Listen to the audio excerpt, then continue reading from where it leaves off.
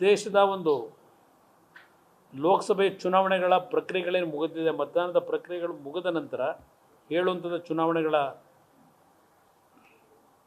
ಮತದಾನದ ನಂತರ ಹಲವಾರು ಖಾಸಗಿ ಕಂಪನಿಗಳು ಮತ್ತು ಹಲವಾರು ನಮ್ಮ ಚಾನಲ್ಗಳಲ್ಲಿ ಒಂದು ಎಕ್ಸಿಟ್ ಪೋಲ್ನ ಸರ್ವೆ ರಿಪೋರ್ಟನ್ನು ಕೊಟ್ಟಿದ್ದಾರೆ. ಆ ಸರ್ವೆ ರಿಪೋರ್ಟ್ನಲ್ಲಿ ಹೆಚ್ಚಿನ ಅಂಶ ನರೇಂದ್ರ ಮೋದಿಯವರ ನಾಯಕತ್ವದಲ್ಲಿ 3ನೇ ಬಾರಿಗೆ NDA ಇವತ್ತು ಸ್ಪಷ್ಟ ಬಹುಮತದಲ್ಲಿ ನರೇಂದ್ರ ಮೋದಿಯವರ ನಾಯಕತ್ವದಲ್ಲಿ 3ನೇ ಬಾರಿ ಸರ್ಕಾರವನ್ನು ರಚನೆ ಮಾಡ್ತಾರೆ ಅಂತಕ್ಕಂಥದ್ದು ಎಕ್ಸಿಟ್ ಪೋಲ್ನ ಫಲಿತಾಂಶಗಳೇನಿದೆ. ಆ ಫಲಿತಾಂಶದ ಬಗ್ಗೆ ನಾನು ಹೆಚ್ಚಿನ ವಿವರಣೆಯನ್ನು ಕೊಡಲಿಕ್ಕೆ ಹೋಗೋದಿಲ್ಲ. ಆದರೆ ಎಲ್ಲರ ಭಾವನೆ ಇರ್ತಕ್ಕಂಥದ್ದು ನರೇಂದ್ರ ಮೋದಿಯವರು ಪ್ರಧಾನಮಂತ್ರಿಗಳಾಗ್ತಾರೆ ಅಂತಕ್ಕಂಥದ್ದು ಎಲ್ಲರಲ್ಲೂ ಇದೆ. ಇವತ್ತು ಕಾಂಗ್ರೆಸ್ನ ನಾಯಕರುಗಳ ಹೇಳಿಕೆಗಳನ್ನು, ಇಂಡಿ ನಾಯಕರ ಹೇಳಿಕೆಗಳನ್ನು ಗಮನಿಸಿದ್ದೇನೆ. ನಾನು ಅದಕ್ಕೆ ಹೆಚ್ಚಿನ ಮಹತ್ವ ಕೊಡಲಿಕ್ಕೆ ಹೋಗೋದಿಲ್ಲ. ಆದರೂ ಒಂದು ಈ ಸಂದರ್ಭದಲ್ಲಿ ಕಳೆದ ವರ್ಷ ಚುನಾವಣೆ ನಂತರ, ಅಸೆಂಬ್ಲಿಯ ಚುನಾವಣೆಗಳಾದ ನಂತರ ವಿಧಾನಸಭೆಗೆ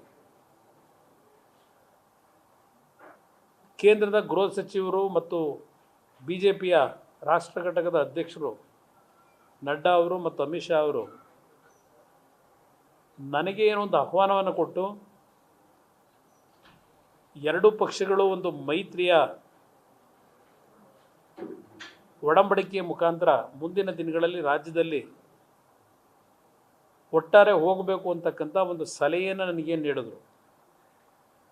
ಆ ಹಿನ್ನೆಲೆಯಲ್ಲಿ ಭಾರತೀಯ ಜನತಾ ಪಕ್ಷ ಮತ್ತು ಜನತಾದಳದ ಒಂದು ಮೈತ್ರಿಯ ಹೊಂದಾಣಿಕೆ ಮುಖಾಂತರ ಈ ಚುನಾವಣೆಯ ಲೋಕಸಭೆಗೆ ನಾವು ಹೋರಾಟ ಮಾಡಿದ್ದೇವೆ. ಈ ಒಂದು ಚುನಾವಣೆಯಲ್ಲಿ ವಿಶೇಷವಾಗಿ ಗೌರವಾನ್ವಿತ ಪ್ರಧಾನಮಂತ್ರಿಗಳು ದೇಶದಾದ್ಯಂತ ಸುಮಾರು 200ಕ್ಕೂ ಹೆಚ್ಚಿನ ಸಭೆಗಳನ್ನು ಮಾಡಿರತಕ್ಕಂಥದ್ದು ಒಂದು ಭಾಗ.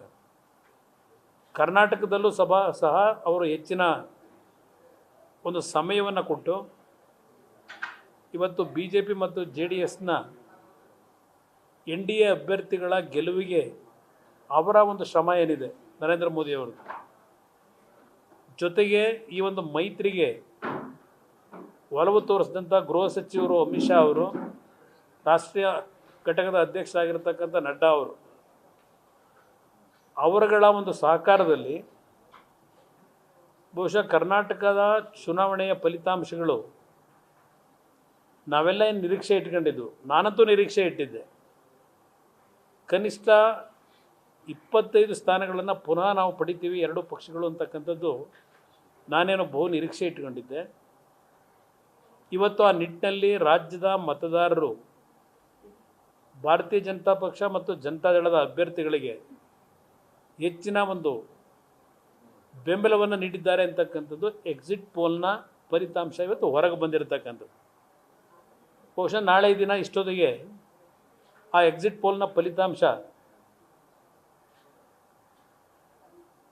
ಸತ್ಯಾಂಶದಿಂದ ಕೂಡಿರ್ತಕ್ಕಂಥದ್ದು ಅಂತಕ್ಕಂಥದ್ದು ಬಹುಶಃ ನಾಳೆಯ ಕರ್ನಾಟಕದ ಮತದಾರರು ಈಗಾಗಲೇ ನೀಡಿದ್ದಾರೆ, ಇಷ್ಟೊತ್ತು ಫಲಿತಾಂಶ ದೊರಕ್ತದೆ.